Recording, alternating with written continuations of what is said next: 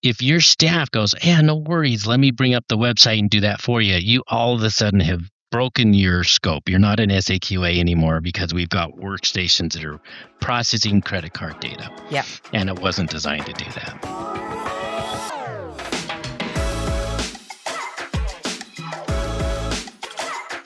My name is Jen Stone. I'm one of the principal security analysts here at Security Metrics. Today, I have with me Michael Simpson. Let people know a little bit about you. I'm a QSA here at Security Metrics. Been doing this for about 15 years. Awesome. So we are going to be talking about the SAQA, which a lot of time people go, oh, I'm in e-commerce. I'm just going to do an SAQA. And then they jump right into answering the questions. But they skip by the most important thing, which is eligibility criteria. The SAQA is one of the 3 SAQs that can be used for e-commerce. The SAQA is definitely the easiest one, the most simple e-commerce environment. This is an e-commerce environment where, as a merchant, we don't store, process, or transmit data. We never touch it. We've outsourced that to PCI compliant third-party providers. They're doing that for us. In order to know that this is the right SAQ for me, we need to be able to affirmatively answer or check each of those eligibility criteria. So they're just statements that say, statements that talk about the merchant payment environment. And if all of them apply to you, then that's probably the correct SAQ. So let's just walk through them. The first bullet point of eligibility criteria. What does card not present mean? We don't have customers coming on site and making payments. Customers at home, they're either calling or they're going to our website. If it's a third-party call center that's answering the phone, taking the payment on your behalf, you could still be an SAQA. So let's look at the next bullet point. All account data processing entirely outsourced to a PCI DSS compliant TPSP or third-party service provider. The biggest point here is we're entirely outsourcing, so we're not part of that payment collection or processing at all. And not only are we outsourcing, but the companies we're outsourcing that to, they are PCI compliant themselves. Yeah, and that third bullet point, it says exactly what you've been saying all along. Merchant does not electronically store, process, or transmit any account data on their systems or premises. I've seen so many e-commerce merchants that are trying to fill out the SAQA where I go to do their assessment, and they have a third party that's hosting that website that's capturing payment data. Mm-hmm. But they're receiving it over the phone, and their staff is typing it into that third-party website. Yeah. So this makes it very clear that you can't do that. If everything from the customer entering the data to the data being processed, you are out of it. It's only your third party. The fourth one is, I think, worth looking at. Any retained account data is on paper only. I've been doing this, like I said, for 15 years. I've never seen an SAQA merchant that has credit card data on paper. It could happen. I haven't seen that. I've never seen anyone do it either. But it could happen. Then that last, the fifth bullet point in the first section, I shouldn't say last because there's 2 more that are really important coming up. But for e-commerce specifically, all payment page elements delivered to the customer's browser originate only and directly from a PCI DSS compliant TPSP. There's 3 different types of e-commerce setups that would qualify to be eligible for the SAQA. The easiest and the most clear example of an SAQA is if from the very beginning, like if someone goes to the website to select what they're going to purchase, all the way to the checkout page. If everything is done on a third-party website, that's for sure an SAQA. So people will be on, the merchant-managed website. They're selecting what they're going to be purchasing, and then at some point, they're ready to check out. During checkout, one of 2 things will happen for them to be an SAQA. They will either be fully redirected out to a third party to make a payment capture. So instead of having, the URL up at the top, will all of a sudden switch to like authorized.net or paypal.com or, some third-party website that's going to capture that payment information. That's one of those 3 ways. The second, maybe they stay on that merchant's website. So if they look at the URL, they get to the checkout page, and the URL still looks like we're on the same page. Sometimes what can happen is they're pulling in a third-party iframe, which is a small piece of code. So it's kind of like we've got this little payment website within the big website that we've been dealing with that whole time. So we've covered the ones that if people do read the eligibility criteria, which more people need to read that, they'll stop there and not look at the last two, which are the really important ones. Yes. The very last one, the merchant has confirmed that their site is not susceptible to attacks from scripts that could affect the merchant's e-commerce systems. This is so big. It is. It is big. It's confusing. In my opinion, poorly written. Every site can be susceptible to attack from scripts. Yeah. But we know the reason or what the council is trying to get at from this question. If you are using an iframe, iframes on the merchant website are by definition susceptible to scripting attacks. Yeah. This, malicious code could potentially get all of the information or scrape all the information that's being typed into that iframe. Right. And people might have heard of mage card attacks. That's one type of this attack. That's where we're seeing breaches happen. And I think we shouldn't downplay the criticality of making sure that you're not susceptible to skimming attacks. Merchants that believe they're SAQ A, if they haven't considered this point of make sure that you're not susceptible to skimming attacks, how can they do that? The council's told us there's two ways to do that. Whatever third party is providing the iframe that's used to capture payment data, if they provide documentation to the merchant that says, hey, your site, because of the way you're interacting with us, is not susceptible to scripting attacks. In my opinion, it's just we're okay assuming that risk. So the third party, the payment gateway, they're not managing your website. So they can't really say, oh, yeah, your website's not susceptible to attacks.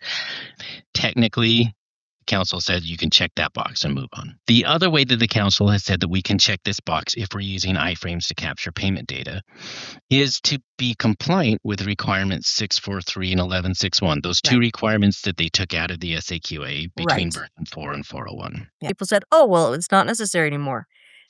Not realizing that, yes, it is. Yeah. Yes. Now that we've done a pretty exhaustive overview of the eligibility criteria, actually, that's the hard part. You get through that, and then there's requirements. And the nice thing about SAQA is that there's very few requirements. But so let's talk through them. They apply to the shopping cart website or your website that is interfacing with a third party that is then going to capture payment data. Requirement 2.2.2 is part of the server hardening requirement. So as part of standing up a new server, this e-commerce server, we need to make sure that as part of that hardening process that you went through, that you've removed any default user accounts or passwords. So usually the only time I see default passwords nowadays is if you're using like SNMP for management. They'll have default community strings. You'll want to make sure that those were changed if you enable SNMP on your servers. We want to make sure that people can't just Google, hey, what's the default password for X, and then just go and log into your system as the administrator. Yep, exactly.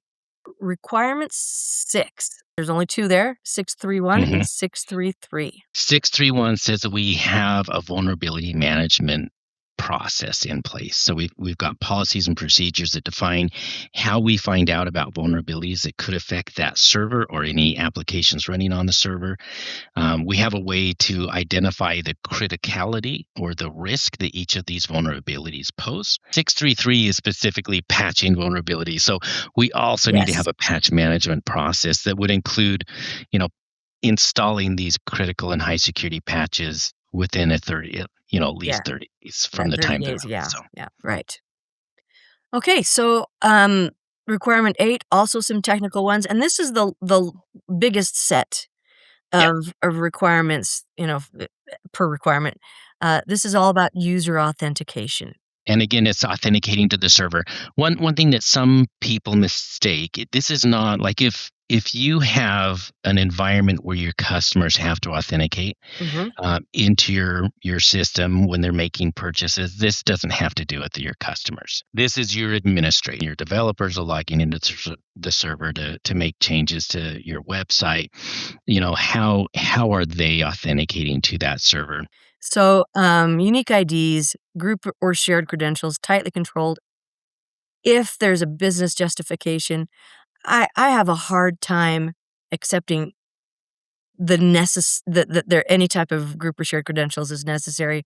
I've looked at this requirement in a lot of different environments, and I'm I'm suspicious of group and shared Yeah. credentials.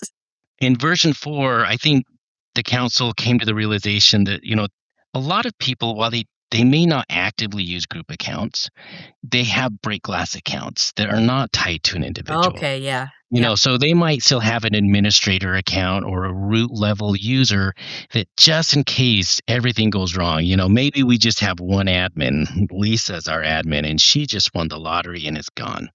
And we just hired Bob and we have to get him in, but Lisa's not there to log him in and create an account. So we take that break glass account, oh crap, something's gone wrong. We need to get in here. And then we use that to create Bob's account. So I think that, in my opinion, is where there are some instances where there would be a need for a group account or an account that's not assigned to one specific individual. But we need to make sure that we have policies and procedures in place that say this account is only used in exceptional circumstances. It's only used after management approval, and the use of it is documented. We know when it was used, who used it, and why it was used. So I think that really applies to those break glass accounts. Yeah, honestly, I'm gonna wanna see some monitoring and alerting as well, so if somebody does use it, a whole group of people get to find out. Alright, 825, terminated users' access is immediately revoked. If someone, like we just talked about, Lisa won the lottery, she doesn't need access anymore. Well, Yeah. Lisa's account shouldn't be on there. 831, this just basically says that we have some type of authentication happening. So we're not just using the user ID. So we either need to have a password, a token, or a biometric event. So 831 is pretty simple. It just says we are authenticating our people. Right.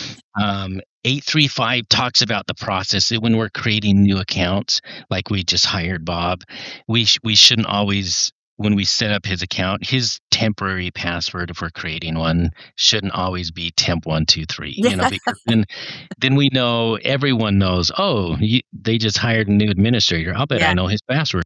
So 836, password minimums. The password, as long as the system supports it, and most of them do, I've seen some that won't, needs to be at least 12 characters long with complexity enabled, which basically means we have at least, alpha and numeric digits within our password. And then 837. When we're setting new passwords, we can't reuse the last 4. So it's a password history requirement. We need to at least keep 4 passwords in that history so that, if Bob is going to reset his password and he already used the yellow dog ran around the tree 1, 2, 3 as his last one, when he tries to do that, it'll say, oh, sorry, this password's already been used. Try something else. There's one more, 839, and if passwords are how you authenticate and you're not using multi-factor authentication, passwords need to rotate every 90 days. If you're using username, password, and a multi-factor authentication, which is what I would recommend. So people put in their username and password, and then maybe they get, a one-time token from their phone, or, some other way to authenticate who they are that's not something they know. It's either something they have or something they are, like a biometric. Then 839 wouldn't apply to them, because 839 only applies for single-factor authentication setups. Right. But everybody should be using multi-factor authentication. They should. For everything. If you look at the Verizon breach report, in my opinion, at this point in time, there's very few instances where it makes sense not to have MFA. I agree. All right, so that brings us to requirement 9, and there's a handful of sub-requirements there, and it's special in the same way that requirement 3 is special. I don't know why these are in the SAQ A. Maybe I've been assessing the wrong merchant, so I just Every merchant that I've assessed, 9.4 doesn't apply. If you do store credit card data on file, you need to have policies and procedures that define how it's secured. It needs to be in a secure location. Ways to securely destroy that once it goes beyond that retention period. Be using a secure courier service or someone internal that management needs to track, when that data is being sent from one location to another. For most SAQs, it's just not going to apply. So 11.3.2, 11.3.2.1, we're talking about external vulnerability scan done by an ASV. So walk us through some of those. There's third parties out there that have been qualified by the PCI Security Standards Council to perform these PCI required external vulnerability scans. ASV stands for Approved Scanning Vendor. So find one of those companies, and you'll need to have scans done on your site at least every quarter. And then if you're failing one of those scans, you need to go fix it and rescan. What if it's your first year? You don't necessarily have to have 4 quarters worth of scans, but you do need to have a policy that says you're going to do it quarterly, and then you need to get that first scan in. We see people fail this a lot when they have staff turnover. If there's only one person that's responsible to make sure you're passing your scans, and that person leaves, and the person they hire doesn't realize that the scans are even happening, make sure in your process that there's some kind of redundancy built into it. Maybe there's an administrator that's responsible for this, but management is also getting those scan results so they can make sure that they do pass those scans. So that brings us to requirement 12. Walk us through what that looks like a little bit. The SAQA is one of the simplest SAQs that there is out there, and it is that way because we are outsourcing all that responsibility to third parties. 12.8.1 says that we keep a list of who those third parties are. Requirement 12.8.2 says that we have some type of written agreement with them where that provider is acknowledging their responsibility to protect that data for us. So this is usually in the contract that you have signed with the third party. It doesn't necessarily have to be, and it doesn't say exactly what the wording needs to be, but something that you are comfortable with as a merchant. If there was to be some type of a data breach and you had to litigate this, you want to make sure that you have a good acknowledgement that you can use in an event like that. 12.8.3 really talks about the process for selecting these third-party providers. Vet them in some way before you select them. Some companies will check the third party's financials because it can be a pain to switch these third parties out. And then 12.8.4 basically says once you've selected a third party, you can't just ignore it. You should have a program at least every year. You're kind of revetting or reevaluating, making sure that third party is still PCI compliant and they're still handling your data in the way that you want it to be handled. Right. And then the last 12.8 requirement talks about our knowing what each of your third parties is responsible for and what you might still be responsible for. Right. This is something that I see happen a lot when companies are hosting their e-commerce site, like in Amazon Cloud. So if they're in AWS or maybe Microsoft Azure, a lot of them feel like, oh, well, AWS is compliant, so I'm obviously PCI compliant as well. But that's not necessarily true. So you should look at, those cloud providers. They have a security responsibility matrix that goes through every requirement, and it helps you understand whether it's a requirement that's fully managed by the third party, or if it's shared between the merchant and the third party, or if it's a merchant only responsibility. Make sure that you understand exactly what you've outsourced to third party and what you are still responsible for. Right. Excellent. So then the last one is 12.10.1. Everyone should have an incident response plan. Sometimes bad things will happen and you need to know how to respond in an incident. You don't want to get to a point where you find out that there's been a security breach. That shouldn't be where you figure out, oh crap, what do I do now? You should know what to do now because it should be in your plan. Right. That covers, all the requirements. It covers the eligibility criteria. What are maybe some of the gotchas that people need to look out for, or a piece of advice that you might give people who are trying to fill out the SAQA? Know what your people are doing. People are just helpful, and which is great. But if your environment is set up to be an SAQA, which states that you are not part of storing, processing, or transmitting data. If someone comes into your place of business and says, hey, I really want to make this purchase or sign up for this event, but I'm having a hard time, can you help me out? If your staff goes, yeah, no worries, let me bring up the website and do that for you, you all of a sudden have broken your scope. You're not an SAQA anymore because we've got workstations that are processing credit card data. Yeah. And it wasn't designed to do that. I think one big thing to keep in mind, and this isn't just the SAQA, any SAQ, PCI compliance is not a once a year event. It's an everyday event. So just because we were able to go through all these questions and mark everything is in place doesn't necessarily mean we're going to stay that way. Right. So plan for the worst, hope for the best. This has been a really good conversation. Thank you so much for joining me. Yeah, anytime. I love talking about this stuff. Great, and we'll talk to you again soon.